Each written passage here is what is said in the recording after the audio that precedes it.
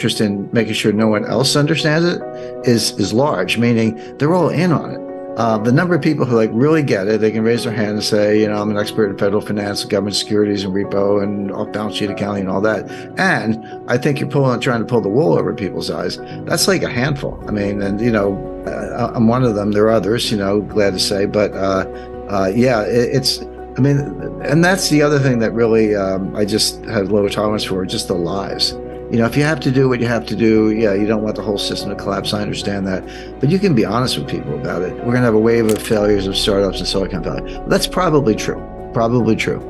But most of them fail anyway. If you know the venture capital business, and I'm sure you do, most of these things fail anyway. A couple of winners here and there. Well, how difficult would it have been? So now you're the entrepreneur. You had $5 million of working capital, which you got in a round, an angel round or whatever from some venture capitalists in Silicon Valley. You got some premises, you got a payroll, you got some developers, you got employees, all that stuff. And now your cash is frozen. Not just frozen, but gone. You got to go yang money, you got a due bill from the FDIC. Now who's to say if those companies were well run and they actually had some good technology, how difficult would it have been to make a few phone calls and say, you know what, we're stuck in this thing. I need a 2-year bridge loan, or I need a 1-year bridge loan. And I'll collateralize it by the proceeds of my receivership certificate. And as and when I get paid, I'll pay down the loan. We can have a simultaneous closing, all good. You could have got money. Some of those firms could have got money. Some of them not. Maybe some layoffs. Maybe they would have failed, but most of them do anyway. I mean, that's my first point.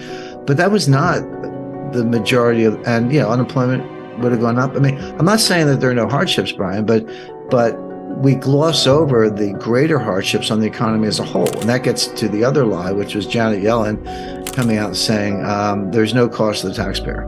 Wait a second. Because you mentioned the bailout of the Fed taking the loans below market value and giving them, at market value and giving them par value, which is more for 1 year, and glossed over that whole thing. But there was a separate bailout, which is the FDIC guaranteed every penny of every deposit in all those banks. Well, when you look at the numbers, you have grossly depleted the insurance fund. The FDIC is an insurance company. That's what the I stands for. And they have reserves, just like every other insurance company. They charge premiums. That's how they go. This would have basically wiped out the reserves. So how are you going to top up the reserves in the FDIC for future bank failures? Well, they said, we're going to raise premiums on the banks. Okay, they are. But what do the banks do? Well, they're going to either pay you less interest or charge you fees. In other words, the bank isn't just going to sit there and write checks to the FDIC and watch their P&L evaporate. They're going to pass the cost on to the customer, which is us, which is the American people. So does your tax bill go up? No, but your interest rate's gone down, or your banking fees are going up.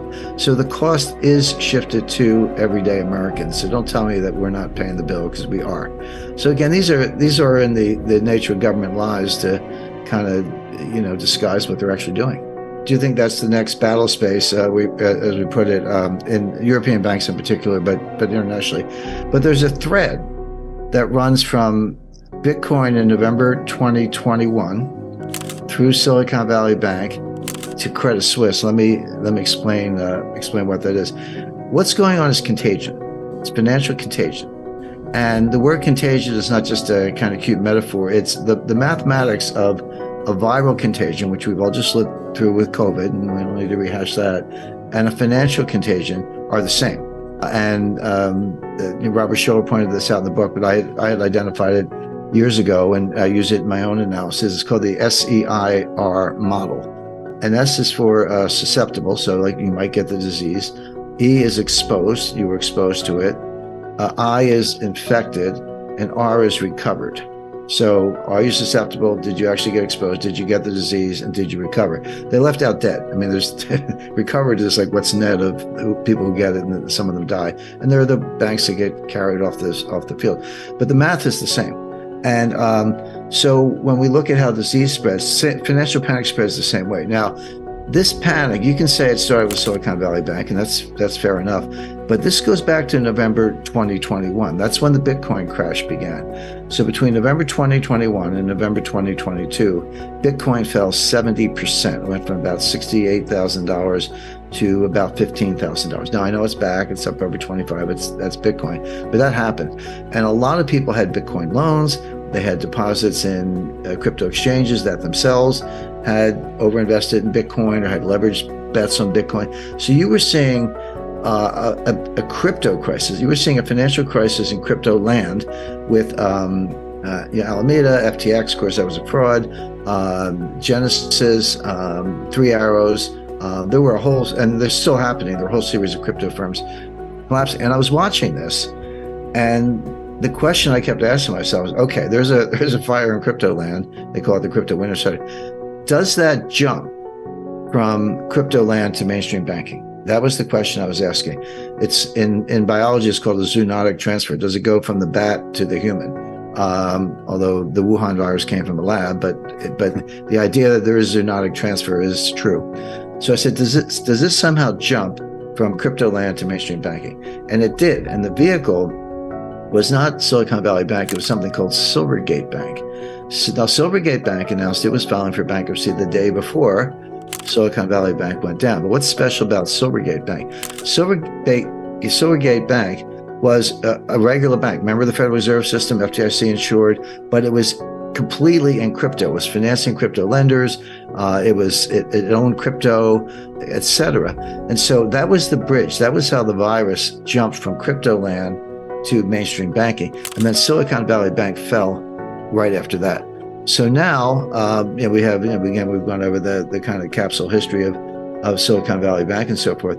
But now the contagion spreads to Credit Suisse. But let's get in our time machine and go back to 2014. Brisbane, Australia, November 2014. What happened? That was a G20 meeting. And it was not long after the 2008 financial crisis. And the biggest blowback out of 2008 is, hey, the taxpayers bailed out everything, which they did.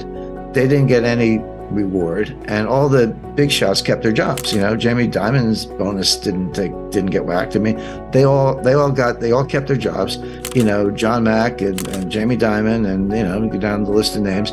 Lehman Brothers failed. Okay, they were carried out feet first, but all the other banks were propped up by the Fed. I mean, Morgan Stanley was days away from failing. You go back over the history of that. They were calling John Mack saying, "Can you bail out Lehman?" He was like, "I'm kind of busy bailing myself out right now." And Morgan Stanley would have fallen, Goldman next, probably Citi, if JP Morgan was the last guy standing, don't know. But that's what was happening. As I said, they dropped the curtain, truncated it.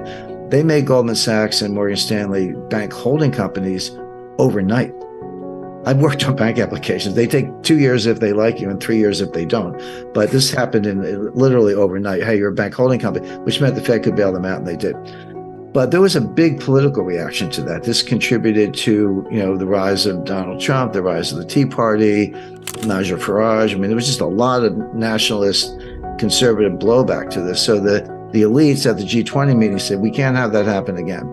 So here's the new deal. We're not doing any more bailouts. We're going to do the bail-in. And what's the difference? The bail-in is we're just going to whack the parties in interest. Equity gets, so in a crisis, in a collapse, there's a hole in the balance sheet. Equity gets wiped out. Depositors are going to get wiped out to the extent needed to fill the hole in the balance sheet. And senior creditors, we're just going to keep going and take money from all the holders of any level until the hole in the balance sheet is filled. And only then will the government get involved, but hopefully that won't be necessary. No more bailouts of bondholders, in other words, no more bailouts of depositors. That was the bail-in rule. So now come to Silicon Valley Bank. What happened? The FDIC actually did the right thing. They said, okay, bail-in applies. We're not going to go to the taxpayers or the insurance fund. We're going to say those deposits are gone, and they did. But that lasted 48 hours, and then they said, just kidding, the deposits are all good. So they abandoned. So this is 9 years. 2014 to 2023. This is 9 years of living under the bail-in regime, and when they tested it, it only lasted 48 hours. Okay, so that was a joke. So now come over to Credit Suisse, and this is your question, Brian. What did they do? Well, if you were applying the Brisbane bail-in rules, you would have said equity zero, bondholders, okay, you're going to take a loss, etc. It's not what they did. When the Swiss National Bank did the shotgun merger, UBS gave $3 billion to equity. Now, that was down 97%. It was 100 billion that market not that long ago, and they got 3 billion, but they got something. But then there were these other bonds called COCOs, which are contingent convertible. What the heck is that?